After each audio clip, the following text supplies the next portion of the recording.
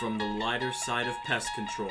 This is the Tales from the Crawlspace podcast with wait a goddamn second. What? Dude, are we in the wrong podcast? Sir, isn't this the Tales from the Crawlspace studio? No, this is the shit that goes on in our heads studio, you dipshit. Oh. I gave you the directions last night. I sent it to you. I sent you the Google Maps coordinates. What the hell is this? Dave, you're fired. Roll the intro.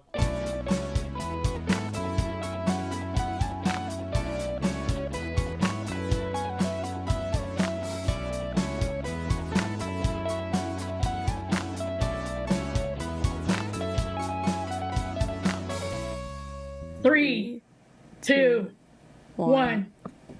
Welcome back to another episode of Shit That Goes On in Our Heads. Today we have two very special guests. We have Jack and Brad from the podcast Tales from the Crawlspace 2.0.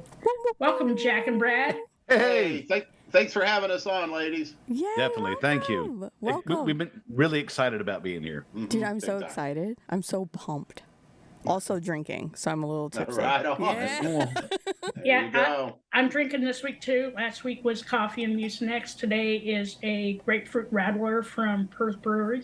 It's two great tastes that taste great together. That's right. Does it come in tartar control? Yummy. Nice. So, are you guys ready to just jump in? I think we're going to talk a little bit about your transition into where you are today and how you got there. Oh, we're born ready. We've been born ready. Nice. Yeah. Who wants... I wasn't born ready, but I was converted to readiness by Jack. Among other things. He's quite influential. Oh my God. Oh, that means bad influence. That means bad influence. That's what that means. G-Rex, you need a potty pad. I already have one down. We're good. She prepared. She prepared. Good. So who wants to kick it off? Jack or Brad? Well, I'll go ahead and start. We got here pretty much because of a Facebook group, more or less. My Facebook group that I created back in January of 2020 is called Pest Control Humor Depot, also known as PCHD, because Pest Control Humor Depot is a damn mouthful. So we started it during. It was started during COVID, and it was a way to get people together in the industry. To initially, it just started to just post memes, funny shit that that goes on in our heads, and it ended up evolving into a lot more. A few months into the group, Jack got a hold of me and said he was considering starting a podcast, and wanted to know if it could be advertised, pimped, if you will, on the depot. And I was like, absolutely not a problem. The more the merrier, and I will let Jack take it from there.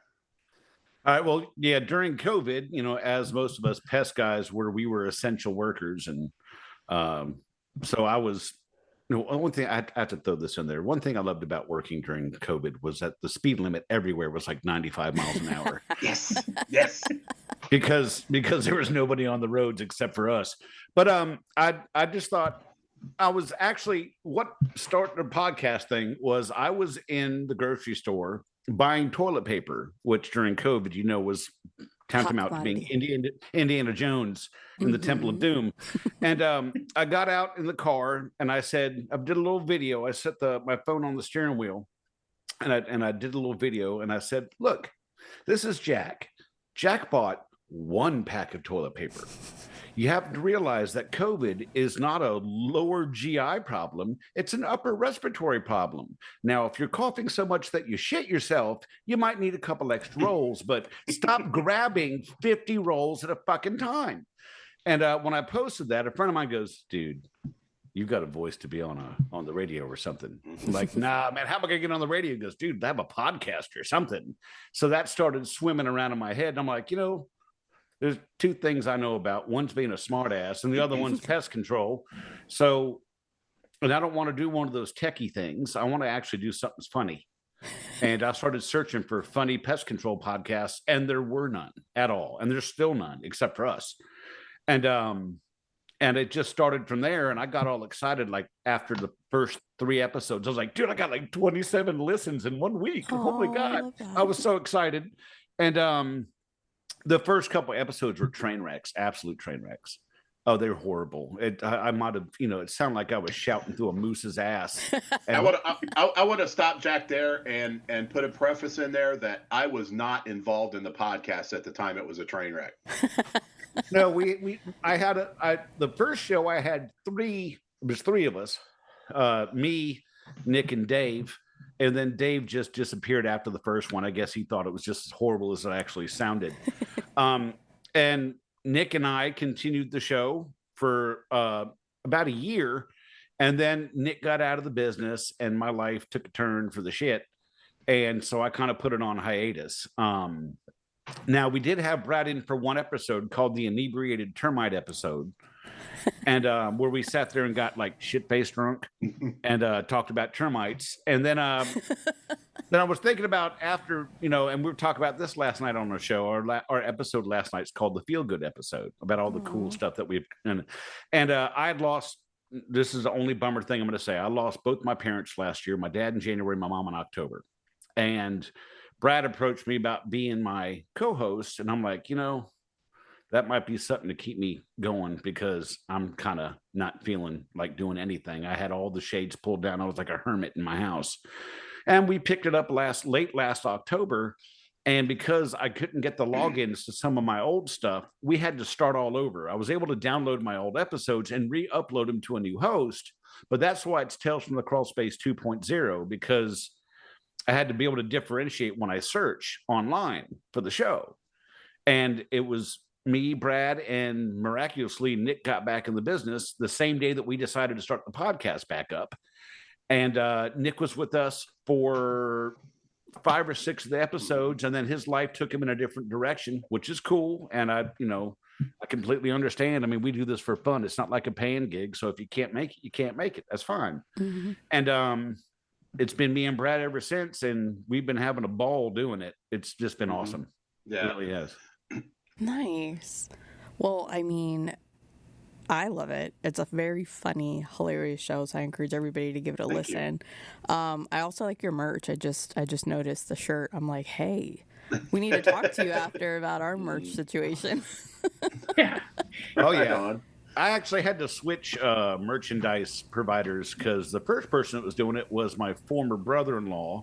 But his work life has him so busy that things were taking forever to get shipped, and I couldn't have that. So I went to, I think it's MerchLink.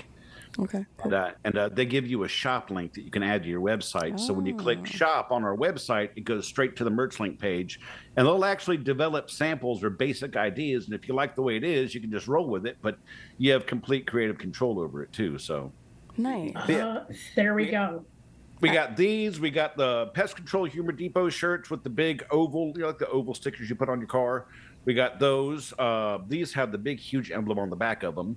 I think we got toboggan caps and hoodies and everything. Dang! Yeah, wow. We had hat. Yeah, there's hats. I on the group, I've got a magnet that I sell to the members. So it's kind of like an identifier out in the wild. Yeah, they could put it on their car, they could put it on their sprayer, they could put it on their bedbug heater, whatever. So when they see that, they know that's a cheese bag right there. And, we keep and we don't keep any of the money we make off of this. I mean, as far as the magnets go, it's pretty much a zero profit thing. It's like I'm selling them at cost, when you factor in shipping and whatnot. But every penny that we make off of any of the merchandise goes to a charity fund. And nice. So Jack and I, from time to time on the Facebook group, we get people that are having needs. They've got a GoFundMe or whatnot. The money that Jack and I chip in to those GoFundMe campaigns, part of it, it's not all of it because the profits we make off of this stuff are shit. But we'll chip in our own money, and that money goes to those charities. Aww, oh yeah, I love that. That's really sweet. And Brad and I were talking about starting a foundation of sorts to help guys that are getting into the pest control business, guys and gals, rather, should I say, because there's increasingly more ladies in the business. I think it's awesome. We actually had a women in pest control episode a couple months ago, and we got a big one coming up this next week called Cheese Bag Angels, kind of like Charlie's Angels. And we've got 3 very active and very awesome ladies on the Pest Control Humor Depot who are going to be our guests. And my son made a custom intro for it with the Charlie's Angels theme and everything. So, Cool. but yeah, and we're thinking about starting a foundation of sorts where it'll help these people who are serious about the business pay to take their certified entomologist certificates or degrees. Like a fund to help them going through the process, like the Purdue University test to get their entomology certificate or degree. So That's awesome. Right. And it's not a cheap. I mean, it's definitely not medical school money, but it's still a good outlay out of the wallet when you want to study for that. So Jack and I are looking to have some sort of vetting process. And if somebody needs some help or somebody wants some help, all they got to do is ask us to help cover some of the expenses. And once this fund gets enough money in it, that's where it's going. That's wonderful. So can I ask, how did you guys get into pest control? Oh, Brad, you've been doing it longer than I have, so that's you first. Okay. Well, long story short is I was making a minimum wage job I was working a minimum wage job and my daughter needed diapers. And the mother-in-law would come through every weekend when she came to visit with a pack of diapers, but that's only about a 2-day supply. Things were piling high with difficulty at the house. So, and the job I had, I didn't really care for. It was just something to pay the bills. But once the kid came around, I wasn't paying it anymore. Well, my sister-in-law husband's brother was a manager at a major pest control company, and they needed a position. It's nothing I even considered going into as a career.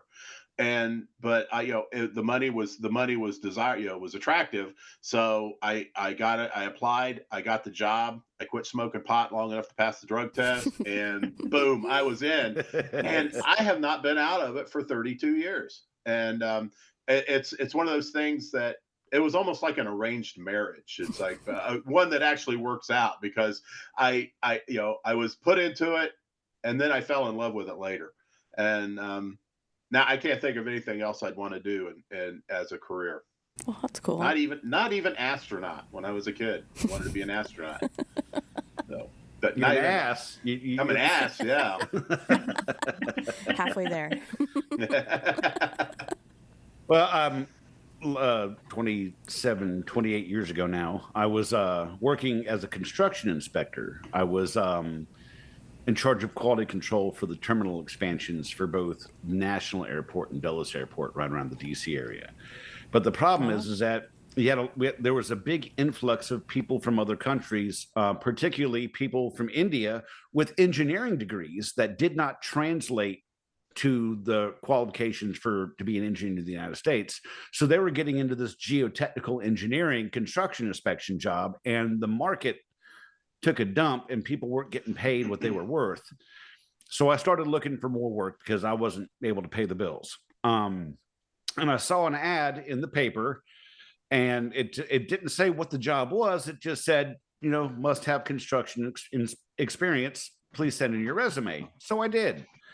And I got a call from the company I started out with. We'll call them Schmerlick, as we like to we like to butcher the names so we don't get sued.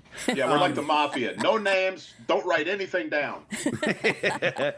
And Schmerlick called, and they were looking to hire a termite guy. Now, when you do termite work, you have to understand how a house is built, the type of foundation, everything. You have to realize, you have to understand the way a house is built and the way it's put together to properly treat. And they started asking me questions like, what type of slab is this? What type of foundation is this? I'm just rattling them off. And, they're like, oh, you'd be great. So they hired me, and they put me with a 13-year experienced guy we called Tommy Termite. And that guy was a nut job. I loved working with him. And I learned from him, and I took to it like a frog does to water. And I loved it. It was great. It was never the same job. You didn't have anybody over your shoulder, so it didn't get boring. And it paid a lot better than the job I was doing. And so that's how I got into it. Just found an ad in the paper back when people actually used to look at newspapers. I was thinking that when you said I found the ad in the paper, I'm like, I remember that. You'd circle the ad, you'd call the number. I'm old. Don't rub it in. I know I'm old. Don't rub it in. Yeah, pest control is one of those industries that's kind of unique. Is how much money you want to make depends on how much you are willing to do. And it's not, the industry is not unionized. We don't have set wages or anything. I mean, we do have market comps and things like that. But, most of the companies that are out there are ones where a person that goes out and actually does the service, the technician, he can sell stuff. He could, if he's willing to, to talk to the customers, if they need something different, add on. I mean, there's people making really good money in pest control. Oh yeah, for sure. So you guys aren't afraid when you see bugs in your house then? Oh no. I'm pissed. I'm not afraid. I'm just like, how in the hell did you get in here? But I'll tell you, you'll find out with most tradesmen though. But one of the first jobs I had a long time ago was installing carpet, and you'll find that most tradesmen, they do a fantastic job in other people's homes, pristine looking carpets and stuff. But when they get home, their carpets look like shit because they're tired of doing it because they've been doing it all day. So it's I guess it's like dating a hooker. You're not going to get laid because she's been doing it all day. Right.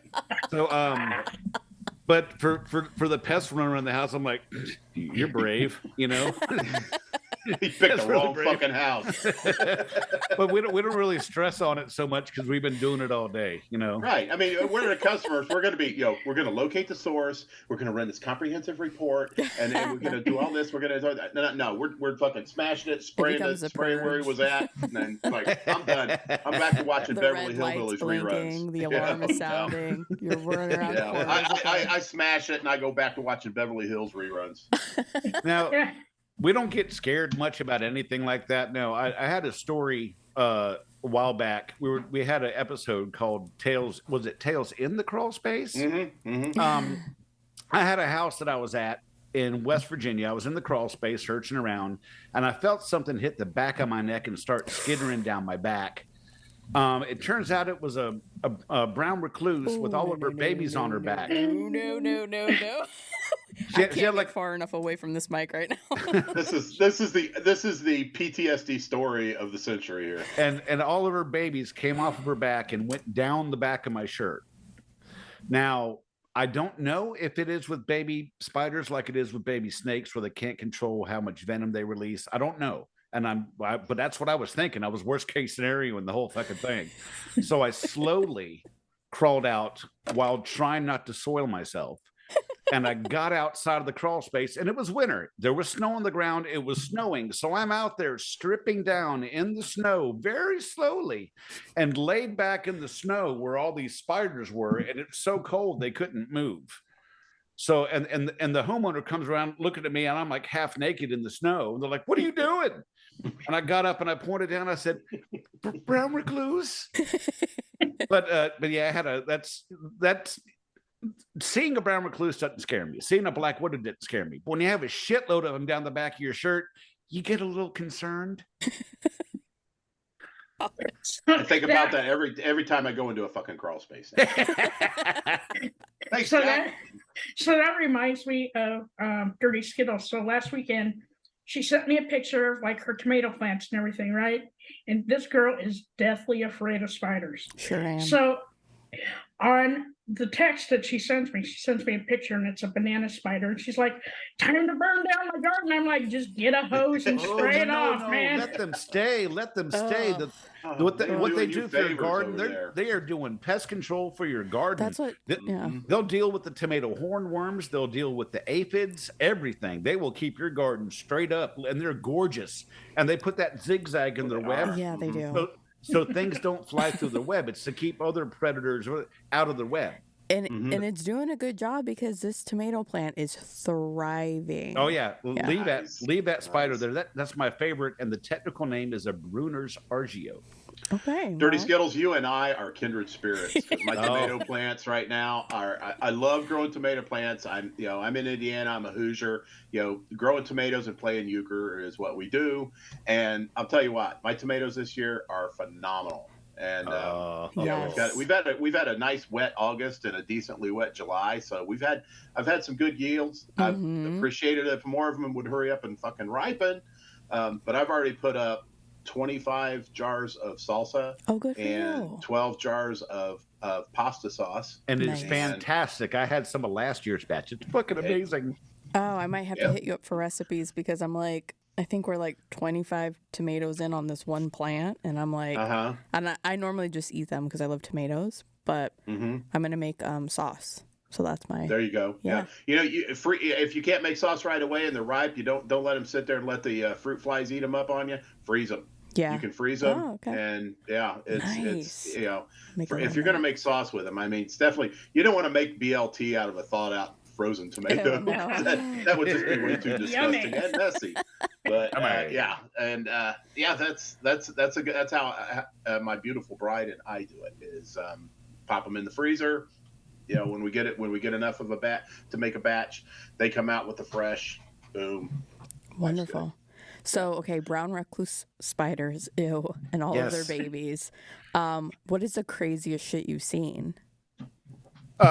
Bug wise or otherwise, because that's a very broad question with a lot of answers. Yeah, please don't ask him about his personal life. We don't have that kind of So, I time. guess I'll narrow it down while you've been in that industry doing a job or work. Still, Really?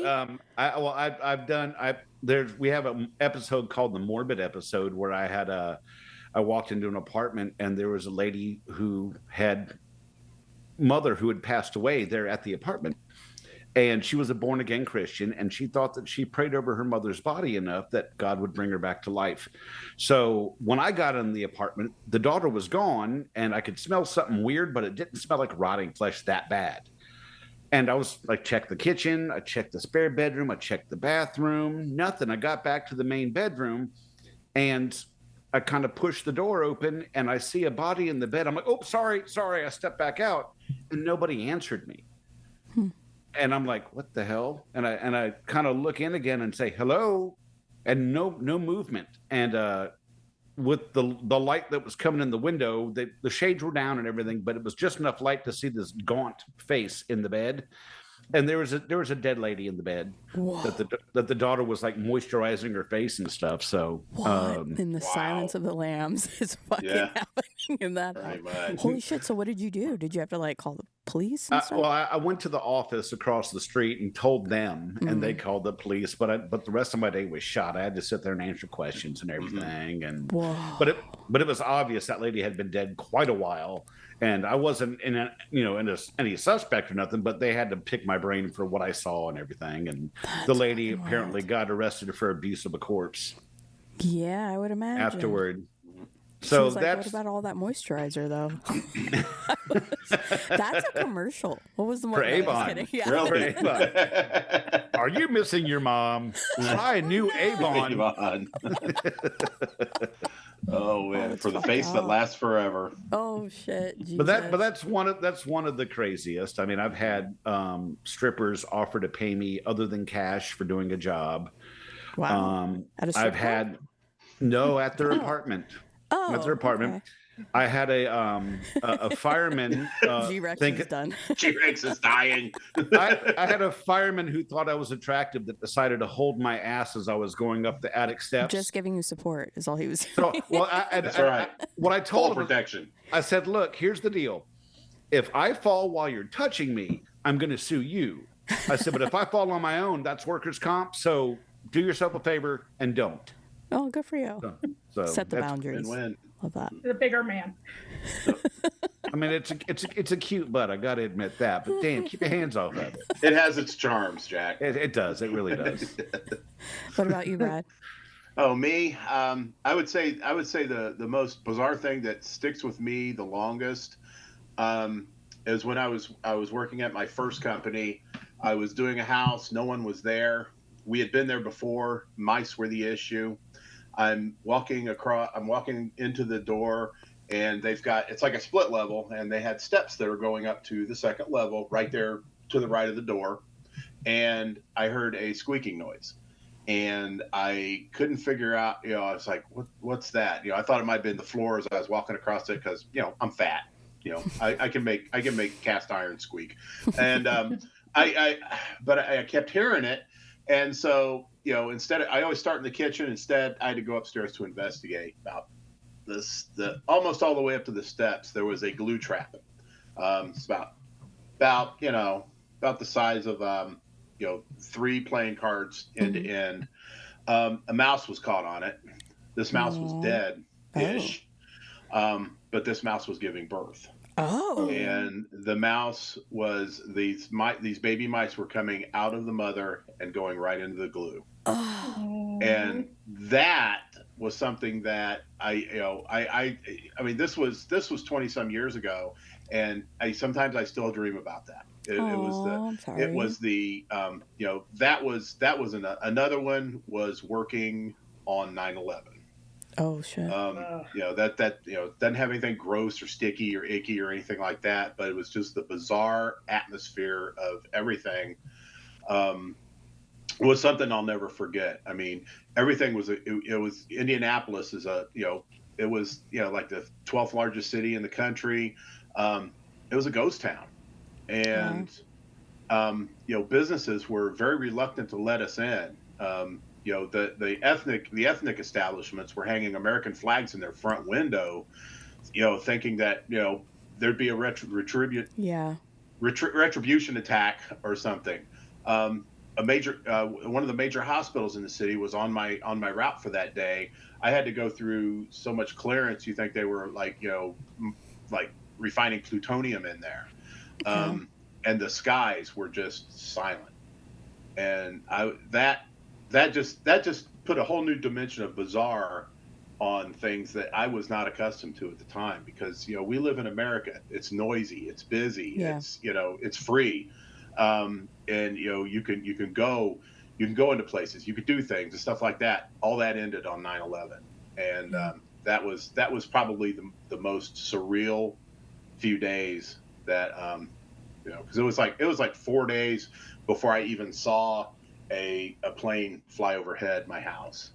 And it was quiet, and everybody was nice, polite, but scared. So it was, and I would say that was probably the creepiest thing. That and the mice. Wow. Yeah, I remember. I think everybody has like a "Where were you at during 9/11" story. Oh yeah. And I was senior year of college, and I was volunteering at a veterans nursing home.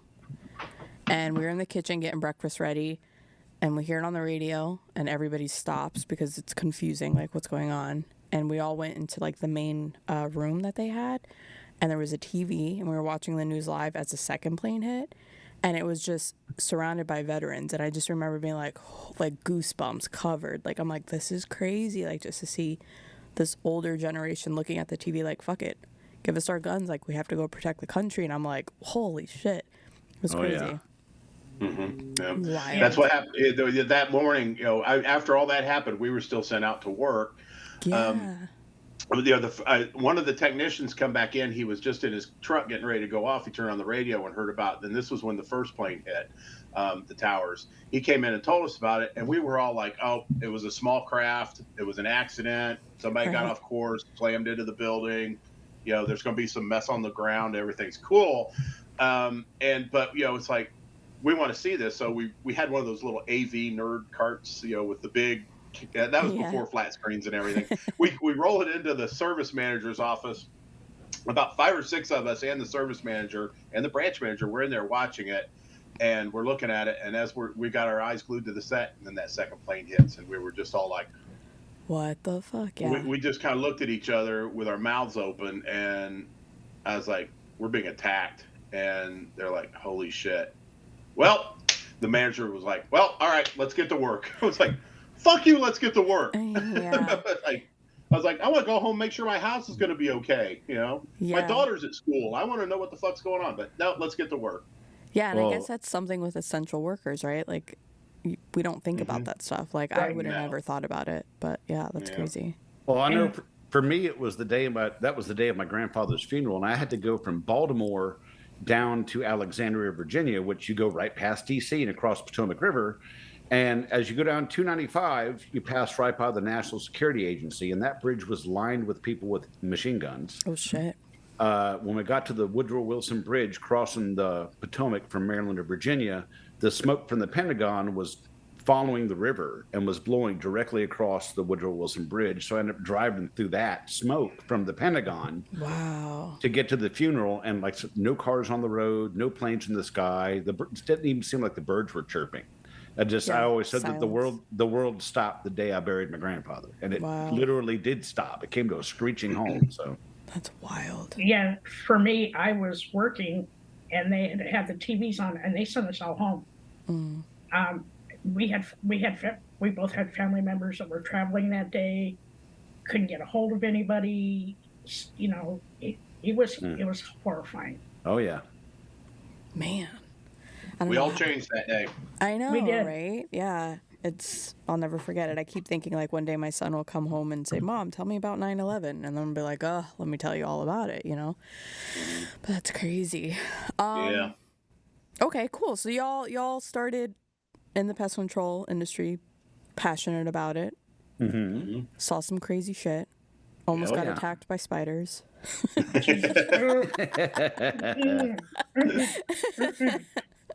Yeah, you know how y'all feel about spiders? Well, that's how I feel about snakes. All right. Yeah. Oh, That's what I thought same you were here. gonna say. Same here. Yeah. When you said something was slithering down your back, I was like, oh God, please tell me it's not a snake. But then you said something worse. Spider and all of its babies. Over 30 years in the business, I will not mess with a snake.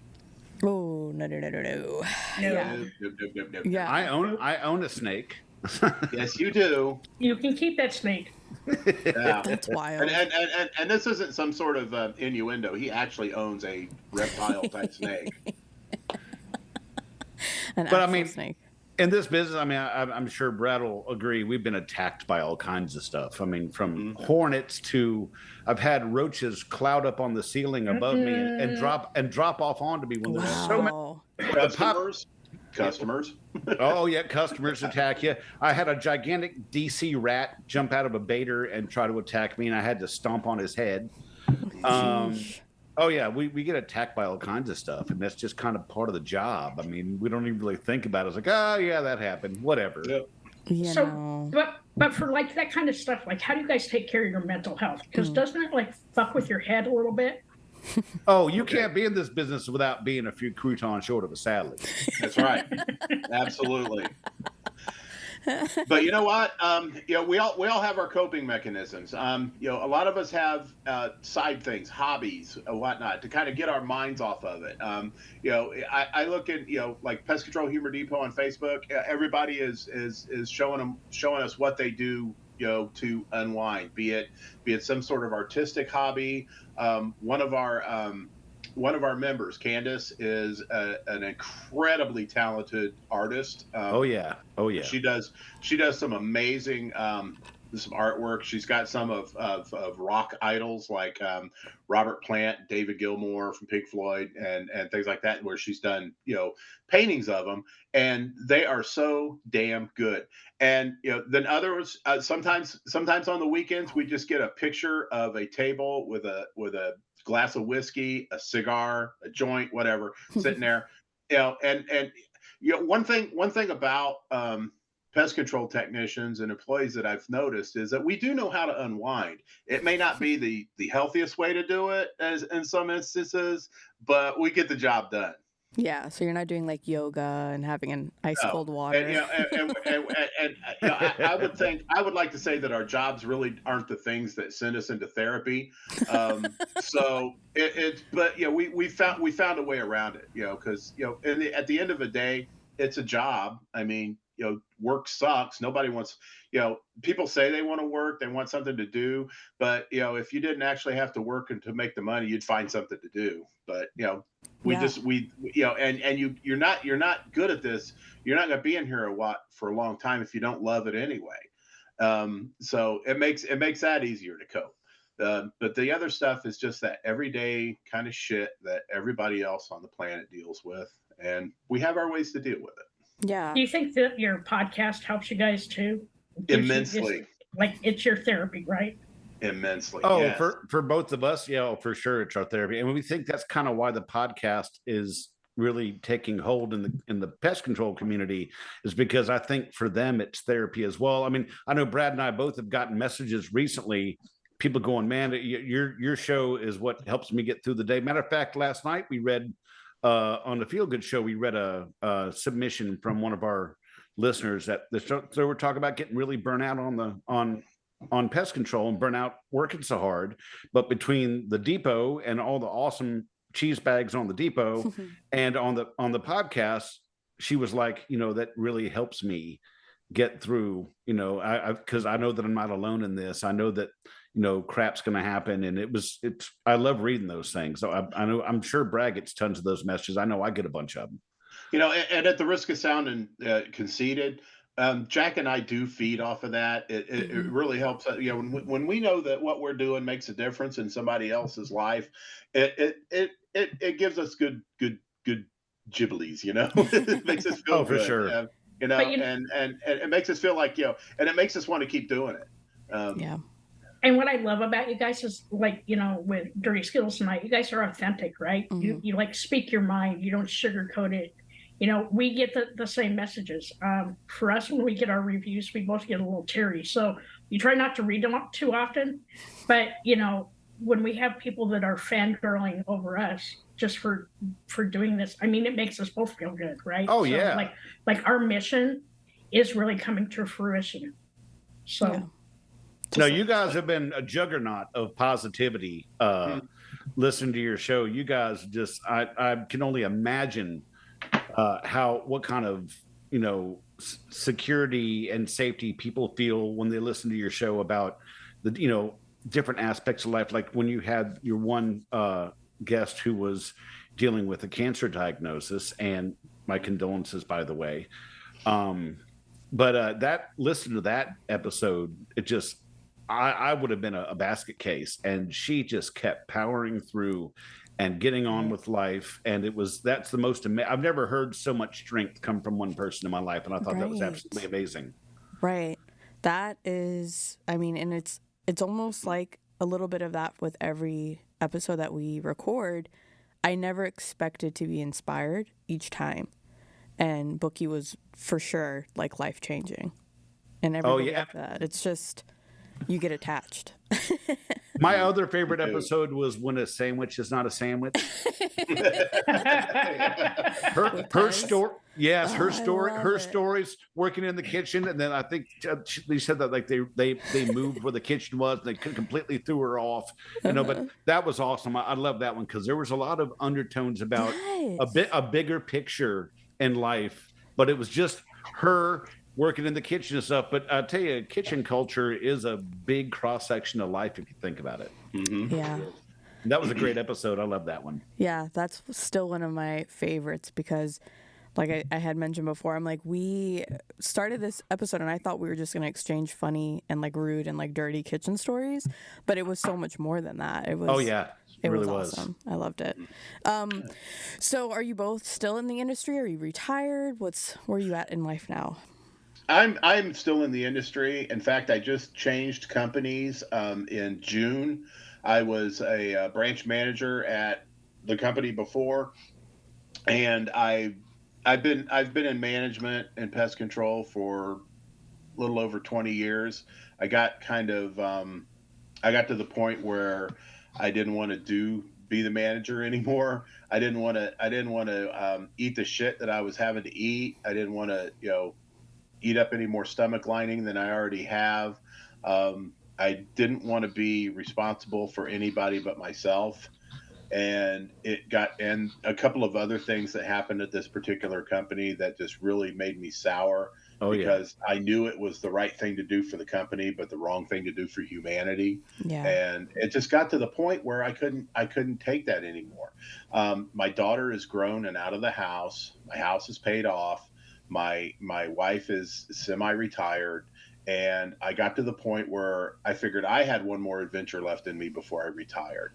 So a good buddy of mine who I used to work with at, we'll call it the Big Green Tea, is, we worked there together. He decided to open his own business. I decided to stay there and grapple my way up the corporate ladder. I got so far, decided I didn't want it anymore. He and I were talking. He was talking about some staffing issues he had. And I said, hey, I know somebody. I said, he's fat, he's old, and he hates working Saturdays. He goes, oh, really? Well, send him to me. I said, I just did. It's me. He goes, well, if you're serious about that, let's get together and talk. So that Sunday we got together over a steak and some bourbon and hammered out a deal. And I'm working for him now. And I could not be happier. I'm once again doing what I fell in love with in the industry in the first place, which was killing bugs and taking care of people. Aww. And I couldn't be happier. My phone is so much quieter now. My inbox is so much lighter now, and my heart is so much. I enjoy having my heart in my chest once again. Aww, I love that. What about you, Jack? Well, I'm retired now, not because I wanted to, but I'm enjoying it. But a couple of years ago, I kind of followed the path that Brad did, and I got out of management and I became a commercial tech, just doing like restaurant kitchens and stuff like that. And I loved that so much more. I only had to worry about myself. It was great. On the way home from work one day, I was in my little Mitsubishi Mirage 4-door and a Ford F550. I didn't know they made 550s. You do now. Yeah, yeah. with a landscape trailer with 2 zero-turn mowers on the back of it. Whoa. So we had that added momentum. Rear-ended me doing 45 and put the trunk in the back seat of the car. Wow. I had to have surgery on my shoulder, and they had to remove one of my upper bicep tendons on my right arm. Now, before I had the MRI and I knew that was destroyed, I tried going back to work, and I'd get 15 minutes into the day and try to move a proofer around in a commercial kitchen, and my arm felt like somebody set it on fire. Wow. I'd stand there in tears. It hurt so bad. Turned out that one tendon was completely destroyed, and my rotator cuff was torn almost in half. Whoa. So I ended up having to have surgery on my arm for that, and I can't do what I used to be able to do anymore. So I was able to retire with the settlement I got from that accident, because I was laid up. I mean, I don't know if you've ever had rotator cuff surgery before, but you have to sleep sitting up for 3 months. Oh, man. That's difficult. And on top of that, you got to do it while you're taking pain meds if you can handle the pain meds, and that's bad sleep anyways. And then you're trying to do it sitting up. So it was miserable. The recovery from shoulder surgery, everything that happens above your waist goes through the muscles that attach to your shoulder. So if you're pushing a fart out, if you reach with the other arm for something, you feel it. It's miserable. So I haven't been able to. I can't do what I used to. So I'm retired now, and I'm enjoying my retirement. It allows me to be the pimp for the podcast, for all our social media and stuff. And yeah, I've got other little things that keep me busy. I'm building a house on top of a mountain. Beautiful. And I'm spending a lot more time with my son. So I love that. my son lives near Hershey. I'm down in Virginia. Me and his mom are best friends. We're absolute best friends. And I guess having a child with special needs, you learn to put aside the petty stuff and worry about what's important. And me and her are fantastic friends. And I spent a lot of time with him. And and I took Brad up the mountain when he came out to hang out with me. Took him up to see the house and the view from the top of the Great North Mountain. In the Appalachian Mountain Range. Ladies, it was beautiful. I mean, I have never seen such a perfect place for a home. especially when you're an introvert like Jack. Oh, yeah. because he is isolated. But no, it's his house overlooks everything, and almost in the state, and it is just an incredible place.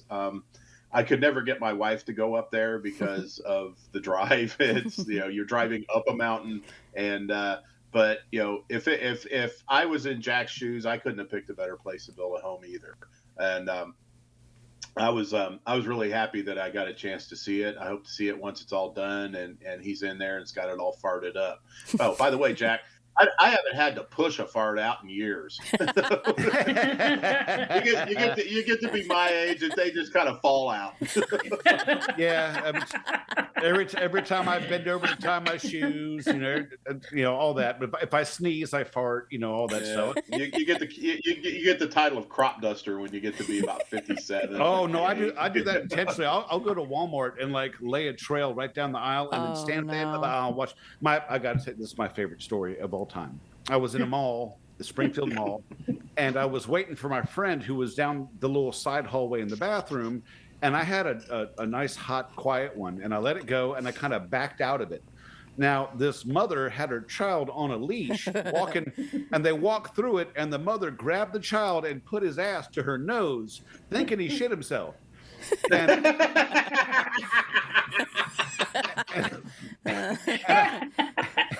I tried not to give away that it was me, so I'm standing there gritting my teeth with tears rolling out of my eyes, laughing, trying to keep my laugh inside. But I was so proud of that. That was one of the few moments that I'll look back on my deathbed and go, yeah. Bravo, Jack. Yeah. Well done. Oh, yeah. It's gotta be. The last episode you ladies had up was about women and breaking barriers and stuff. Yeah. And now you got one on men breaking wind. You bookended it perfectly. We give because we love. We give because we love.